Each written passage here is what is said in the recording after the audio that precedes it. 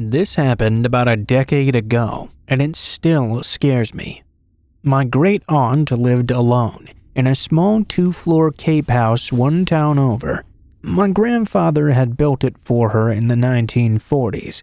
She had a tiny spare bedroom and a writing office upstairs. My great aunt was a nun and a teacher, and would often write friends, former students, and work on a book of her stories that she never quite managed to finish up there. My mother and I would visit from time to help take care of the chores in and around the house as the years continued to go on. When I left for college, my mother started visiting more often. No sense in both of them being left alone, she told me. Whilst I was away, unfortunately, my great aunt started showing signs of dementia that progressed quite steadily. It started with stories she'd tell us for the 1,000th time, even though we already knew them well. One would start when she and my grandfather were kids, then somehow resolve with her as an adult. Basically, she'd combine unrelated stories into one, leaving her extremely confused afterwards. She also started forgetting to eat, take her meds, and would crank up the heat in the summer to the point she'd be extremely dehydrated. Some days were worse than others, so when I finished college, we started visiting nearly daily. She absolutely refused going to an assisted living home. We set up meals on wheels and asked some of her friends and former neighbors to come by, so we wouldn't be the only ones taking care of her. My mother and I also convinced her to start writing in the kitchen rather than upstairs instead, to prevent her from having an accident on the stairs. Without a reason to go upstairs any longer, we shut off the old 2nd-floor heaters and closed the overpainted squeaky door to the stairs. We'd find the door cracked open every so often, but my aunt insisted she didn't go up there anymore. We weren't the only ones stopping by though, so maybe someone had fetched something upstairs and forgotten to close it. Again, my great aunt was a nun, so around the holidays she'd roll out the more religious stories and talk about God quite a lot.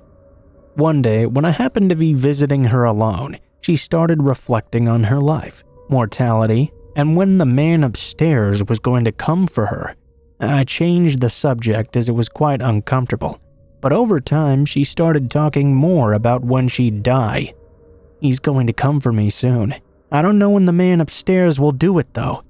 I tried to reassure her. Auntie, I'm sure you have many years left. God isn't going to come take you anytime soon. With the most serious expression I'd ever seen on her sweet old face, she said, "No, not God, the man upstairs." Around this point in time, she started seeing things, flashes or spiders that weren't there, even a little boy in her living room that only she could see, even when my mom and I were visiting. Initially, I chalked this statement up to dementia. Later that week, snow fell, so after shoveling myself out early, I went to my great aunt's to shovel her walkway for my mom, who'd be visiting later. After shoveling a bit, I called her from my warm car so she'd know it was taken care of. I also said I wasn't coming in, as I had to go to work. She thanked me, and I drove off. I noticed I'd forgotten my rock salt I had used on the walkway though, so I decided to circle the block and pick it up real quick. As I was reaching over for it, I caught something out of the corner of my eye. The 2nd-floor light in the old writing office had just turned on. I glanced over quickly, then pretended I hadn't seen it. I ran to my car and went down the road a short ways, confirming in my mirrors that it was still on, and I called my mom. "Hey Mom, can you call Auntie and see if she has anyone over? Don't say I asked, by the way. Let me know how long it takes her to pick up." My mom called back almost immediately. "No, she doesn't have company over, not this early. She picked up right away, why?" "You need to call the police right now. The light upstairs turned on after I talked to her. There's no way a 95-year-old lady hung up, hustled upstairs, and went back down to pick up your call right away." As my mom called the police, I called my aunt once again. "Hey Auntie, I almost forgot, you have a doctor's appointment today. I'll come pick you up, okay? We can grab a hot chocolate before we head on over." I parked my car in front of the house and acted as normally as I could. It felt like an eternity helping her get her housecoat on and out the door. As I turned the lock, I heard footsteps above us on the second-floor room, where I'd seen the light turn on. I helped her into my car quickly, not once looking back at the house, too scared for what I'd see in the window.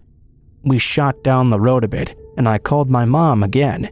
She was already on her way over, and said the police would be by shortly as well. I told her where I parked, and I waited. She arrived, and the police weren't far behind her. I flagged down the cop when he got closer, and told him what I'd seen and heard. He radioed for 2 more cars. My mom stayed with our great aunt to keep her calm, as the police now surrounded her house. I handed them the keys to the doors. 2 went in, as the 3rd cop and I stayed outside. A few tense moments passed, and the 2 officers returned with a disheveled, gaunt man wrapped up in handcuffs. "Oh, that's the man upstairs," my aunt said to my mother, onlooking as they fought with this crazed man to get him into the back of one of the cruisers. Apparently, she had accidentally let a disturbed homeless man in, thinking he was the Meals on Wheels guy. He had been secretly living upstairs this entire time. My great aunt hadn't even known if he was real or not. When we were allowed back in, we saw that the upstairs was a complete mess. Garbage, rotting food stolen from the kitchen, and the amount of filth was scary. The creepiest things, though, were the notes, written many, maybe hundreds of times in different inks and pencil scrawlings around the writing office window that overlooked her walkway, was, "Go away. Don't stay. I'll come down." The back of the door to the stairs had notes too. "She can see me, but you can't. I can see you." It was clear he had probably written notes each time someone visited over the weeks and possibly months he had been staying there. My great aunt was temporarily shocked, but it was quickly forgotten given her condition. She would ask about the man upstairs less and less. The homeless man, who was in poor physical and mental health himself, was hospitalized and unfortunately passed after a few weeks later into the winter. Apparently he had escaped and died in the snow. Very unfortunate circumstances. My mom and I told my auntie a couple of weeks later when we found out. "Oh, I know. He told me last night. He's upstairs again, but you guys can't see him now." At that instant, my mom and I heard the door to the stairs squeak open, and we decided never to go up there again.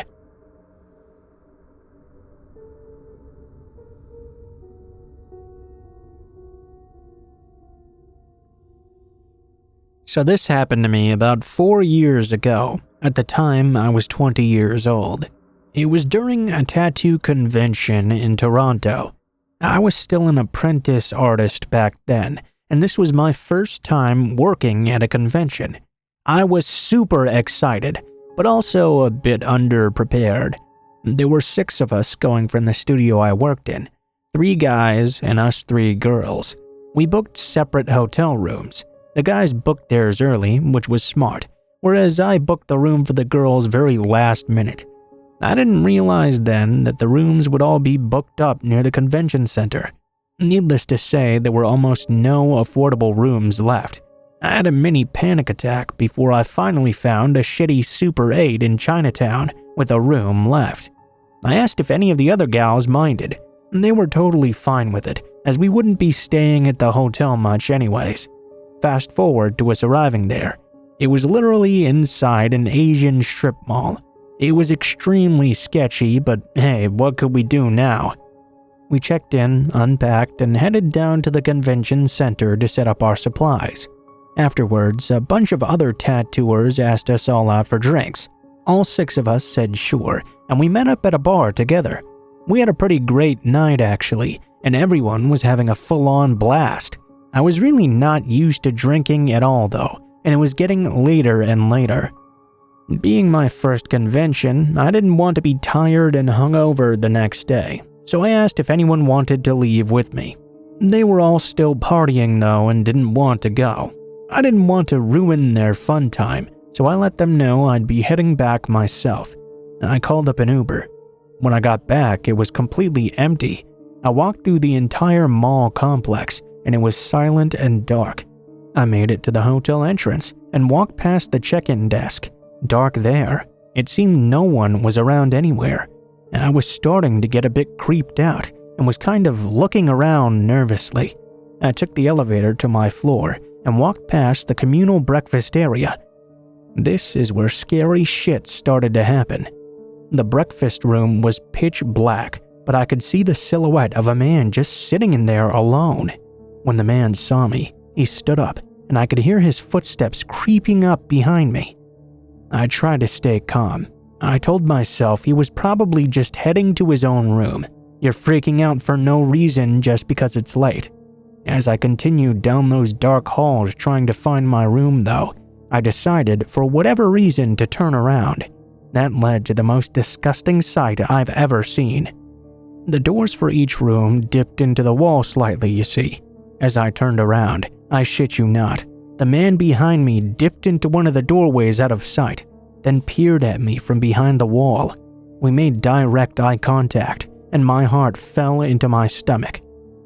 I turned back around and started walking faster to get back to my room and lock the door. I was almost there now. I was at the T intersection of the hallway.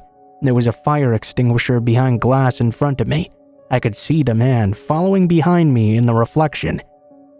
I turned around again, only to see him dip behind some furniture and peek at me from behind it.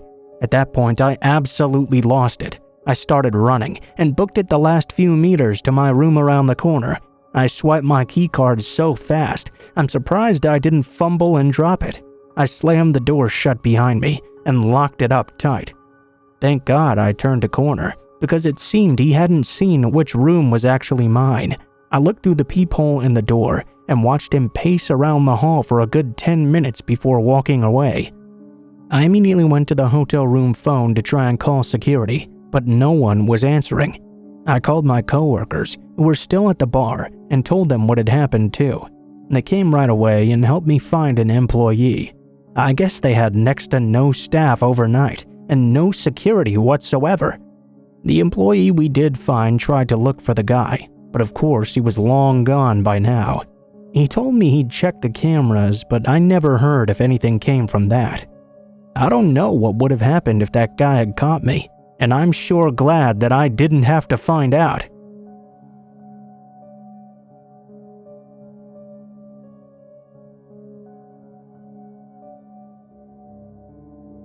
Every year, I like to take my family on vacation, so we can all have an enjoyable week of relaxation and bonding time together. We usually stay in hotels, but after having a third kid with my wife, we decided it would be best to stay in a house. Our 7-month-old son would often cry and throw tantrums most nights, and I figured that would be very inconvenient for the other guests. I'd never stayed in an Airbnb before, but I decided I would give it a shot, since my coworkers all spoke very highly of it. After getting used to navigating the site, I started to narrow down my search within a couple of cities that my wife and I thought would be nice to visit. I was excited when I found this beautiful house that went for a decently low nightly rate. It was just a short walk away from the ocean as well. In addition, there were shopping plazas where we'd be able to get our groceries for the week just a short drive away. I looked over the host's rating on the website, a middle-aged man named Tom. I was very happy to see he was consistently given a 5-star rating. I booked the house for 7 days, officially planning out our trip. After a super long car ride there, we finally pulled up to the home around 10:30 on the Friday we scheduled to check in. The house was pitch black and surrounded on all sides by woods, gave off a real eerie vibe. We followed the emailed instructions given to us from Tom to get into the home. We typed in the garage code and walked to the safe in the corner of the garage to enter the code to get the key. We got inside without too much trouble and began to unpack our things. The house was huge, having 6 bedrooms and 4 bathrooms. Quite an upgrade to our own humble abode. My wife and I noticed the air smelled a bit musty inside, but we assumed that nobody else stayed here the week prior or something.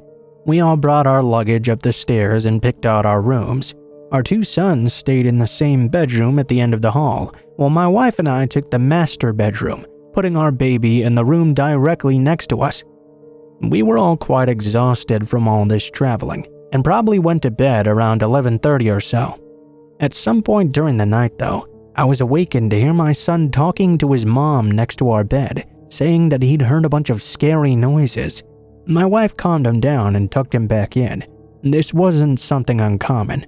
Our sons were both 5 years old and would often get spooked at night. I dozed off again pretty quickly. I was awoken once more by the sound of both of our sons running to our room crying this time. They both insisted they'd heard footsteps coming from above them. I decided I'd flip on the lights to get up and walk around with them to show them they were safe and nothing was there. After doing this, they relaxed a bit and I laid back down to go to bed. After I closed their door though, I checked around once more, feeling a bit concerned now. I opened the door by their rooms that led to the attic and walked up the steps. I saw that the door at the top of the stairs was locked, which didn't surprise me. Within minutes of crawling back into bed though, I heard screaming coming from my son's room.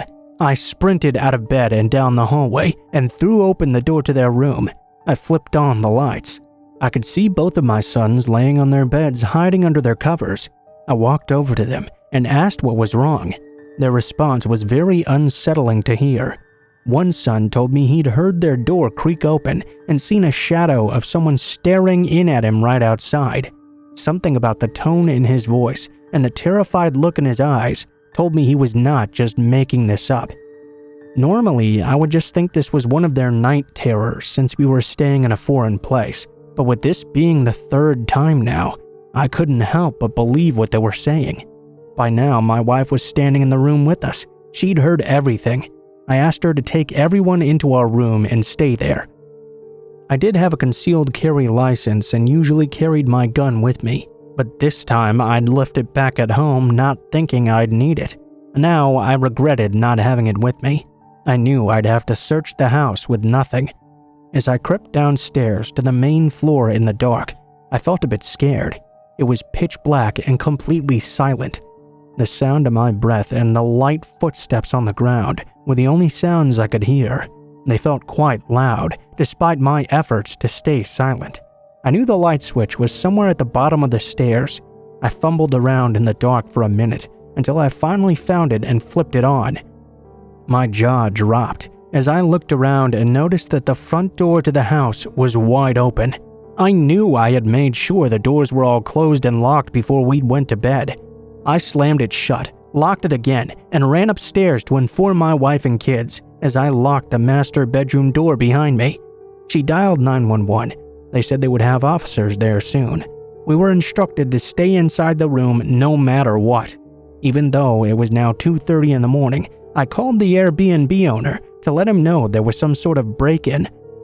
I dialed his number and put it on speaker so my wife could hear him too if he picked up. What we heard next still haunts me to this day. All of a sudden, I could hear a faint ringing coming out from above us in the attic.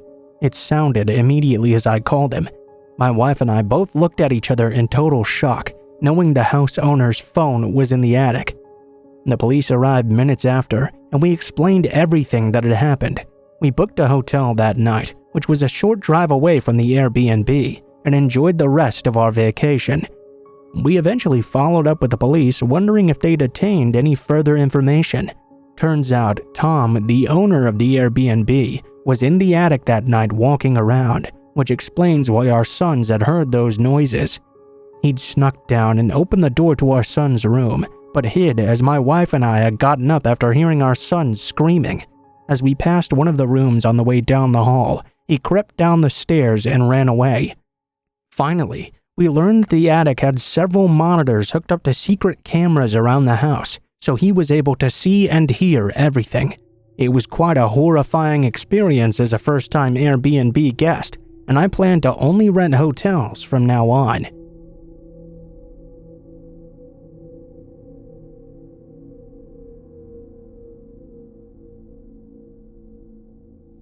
The following is a true story that happened in the early 1990s when I was about 14 and lived with my parents.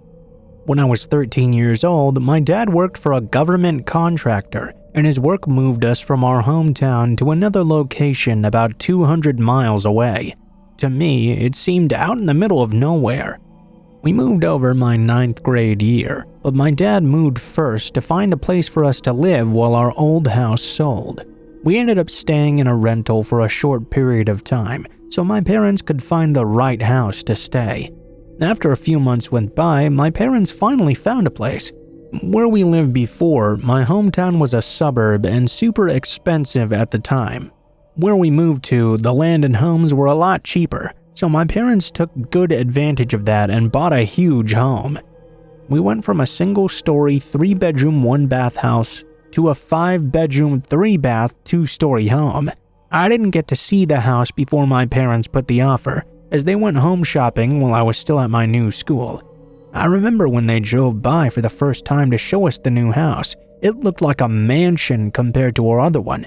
Although I did miss all my friends and my old neighborhood, this house looked so cool. It was in the oldest part of the city, as there was a lot of new construction going up all around. My parents had apparently got a really good deal on this home.